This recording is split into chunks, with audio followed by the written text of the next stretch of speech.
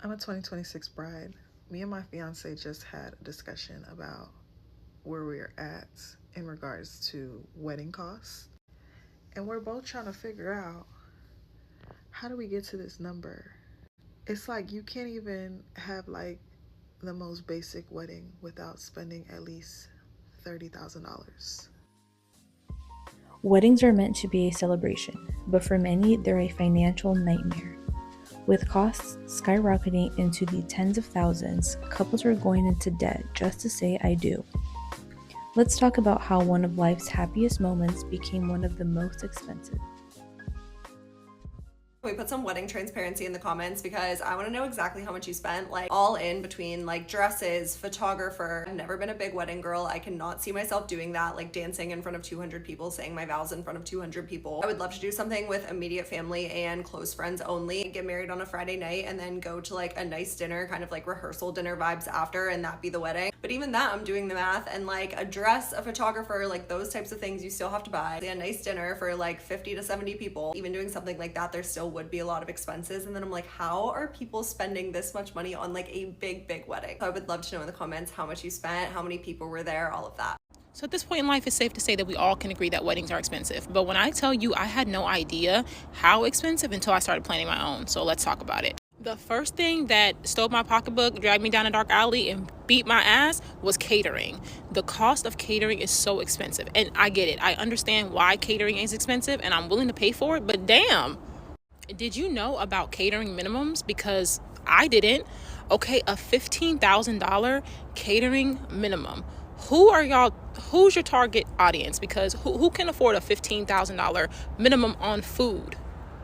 Here's another thing that I didn't realize. You're not just paying for the food. You're paying for the chef. You're paying for the kitchen manager. You're paying for the staff. Those people need to be paid, and it's coming out of your pocket. I was able to get my catering for, I don't know, the low price of just under $10,000, but I was shocked at the cost of catering. The next thing that took me by surprise was flowers.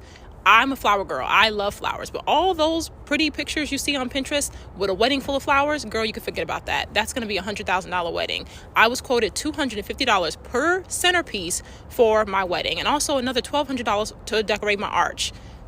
Candles, lights, and greenery, because we're not doing that over here. And lastly would be the cost to have your wedding on a Saturday. I believe the cheapest day to have your wedding is probably a Thursday, but that's really inconvenient in my opinion. Thank God my venue didn't charge any extra to have our wedding on a Saturday, so we picked a Saturday. But the way that these venues jack up the price if you want to have your wedding on a weekend, girl. And they also have different prices depending on the season, which I can understand. Nicer weather, more expensive. Some venues even have guest count minimums. Like, yeah, a Saturday, that's going to be 150 people, sis. That's how they're going to get more money, even though they don't charge an additional fee to have your wedding on a Saturday. Despite all these ridiculous fees that I was not prepared for, I am not going into debt over a wedding. Please do not go into debt over your wedding. Do not take out a loan for your wedding. I know you hate to hear this, but it really is just one day. Don't forget to save extra money for administrative fees, tax, and gratuity, because, girl, that took me by surprise, too. How much was your wedding? I'm curious. Somebody also said, well, what if I don't have the money to pay for a wedding? What if, my parents don't have money and my future in-laws don't really have money and my credit's not that great and I can't, get a loan? Well, then don't do it. Don't have a wedding. You can go to the courthouse, get married, and then just be married. You know that, right? Or just go elope. Like, I was very content. Me and my old lady were content to just go to the courthouse, sign them papers, get on the plane, go to Aruba, and have like a ceremony on the beach, just us, for about $3,000, $3,500, everything included. And that's the flights, the resort, and the actual ceremony itself. But we changed our mind. We're going to include immediate family. We'll make it like a family vacation. But still, it could have been $3,500 for us. It ain't got to be a big thing. You just really want to have an event. That's just the thing. You really want to have an event. And is that really necessary? Wedding money transparency is very hard to come by on the internet. I feel like I started planning my wedding and had no idea what anything cost. So I'm going to show you some quotes that I've been given or seen online as a 2026 bride. This is all for Southern California. So venue pricing, I saw anything from $9,000 up to $18,000 just for a Saturday at the venue, not including food and drink. Some of the different food and drink minimums I saw were like 10 to 12,000. One was 25,000, one was 30,000, just food and drink minimum for the Saturday. There were definitely some that were way higher than those, but I could not afford them, obviously. The average for photography, I would say, is around 6,000 for California. That's not including travel fees, and that's for like about an 8-hour shoot day. That seems to be kind of the average that I was seeing. Videography is also kind of in a similar range. The lowest I saw was like 3,500 up into the 11,000 range just for the 8-hour shoot. I'm really sad because my dream videographers were charging 11,000 just for the day, and I was like, got it. Florals are a little bit harder to show because everybody wants something different. But for example, I'm hoping to get one of those like ground arrangements rather than an arch for the altar. So something like this, I'll insert some photos, could be anywhere from like 1,400 up to 2,800. And we're talking centerpieces, 12 centerpieces, 48 bud vases, 18 pillar candles to make a tablescape would be 2,520 was a quote that I got. Quite a big range there, obviously, depending on how many florals you want. I don't want anything super crazy, but even that, I was kind of like, great, that's a lot of money just for flowers. Dresses are obviously the same, but I do want you to know that a lot of the viral brands like Galia La Havre, Vivienne Westwood, all of those big brands that you see in the influencer like try-on videos, all of those like trying on wedding dresses videos that go viral and the big influencers, those people are spending like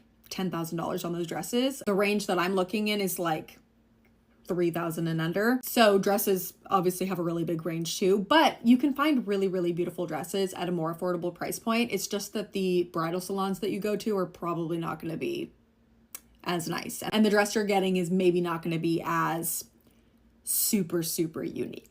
But they're still really pretty if you want a lower price point. Let me know if you think this is helpful. I can definitely do another video about prices that I'm seeing. I kind of need to get back into my wedding planning era. I've just been focusing on work a lot recently and not so much on the wedding planning, but I need to get back into it because our wedding is next summer.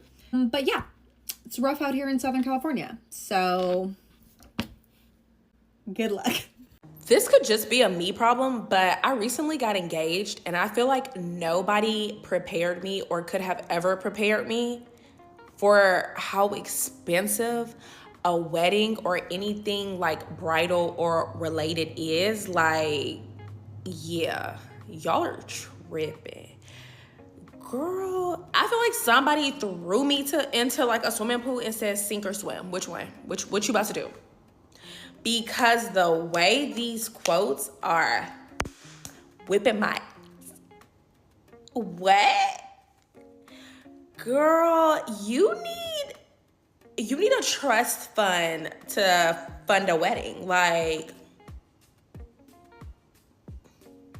30, 40, 50, 60, 70. Somebody I saw on TikTok today said the average cost of a wedding nowadays is $75,000. Wrap it up. Can someone please tell me, why are weddings literally so expensive? I am a Southern California bride. I'm getting married in San Diego in 2025 this summer, and we just got quoted for florals. I don't need that many florals. Like, my venue is so pretty that there's not much. $15,000. $15,000 for flowers. I'm just gonna go like pick them myself at this point and put them in. Like, how? Why are things like, I swear the second that you tell them like, oh, it's for a wedding, the rate goes up 10 times, like more than that. It's insane. How are people affording to get married? Like, genuinely, how are you affording to get married? Because I understand. I finally understand why people just go to the courthouse. Like, I understand, because this money that you're spending on a wedding, buy a house, buy a car, literally anything. But yes, I do not understand how the wedding industry is literally so expensive. Like, everything. It actually terrifies me for like when my kids get married, like at that point. Like, oh my goodness. Yeah, thanks for listening to my rant. But how are you guys affording? Like, because I'm very lucky that my parents are helping out with like parts of the wedding, but like, oh my gosh.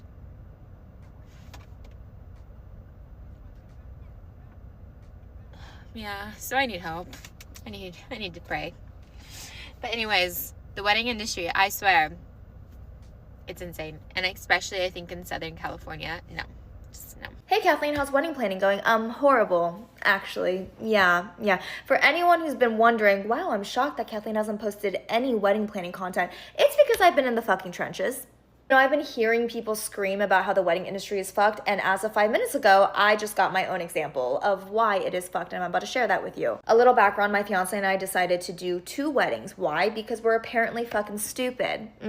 So our first wedding is going to be a domestic wedding. It is our legal ceremony, city hall moment. It is our Chinese wedding. Our second wedding is going to be our actual main wedding. It's the one with family and friends, and it's going to be a destination wedding. It's still going to be a really small and intimate wedding, but my fiance and I agree that if we are going to ask our loved ones to fly halfway across the world for a wedding, we are going to pay for everyone's accommodations. So with that being said, I've been trying to find a chateau that has enough bedrooms to fit all of our guests. Initially, we're going to do both weddings spaced out in 2026, but I kid you not, every single venue that we wanted in the south of France was fully booked out for 2026. So I learned from that apparently I have to book out the venue a year and a half in advance because a year is apparently not enough time. We were like, fuck it, we'll just push this wedding off till 2027, no big deal. We're basically going to be having this wedding on our 1-year legal wedding anniversary, and I feel like that'd be a cute little thing. And also, Dylan and I are paying for this wedding ourselves. As much as we love our parents, we do not want to take a single cent from them. You want to know why? Because the minute you take someone's money, now they have a say in things. And as much as we love our families, we want to be able to do things our own way. So in our heads, pushing this off a year is actually great for our wallets. Wrong. I just got a quote for 2027 for one of the venues that we want.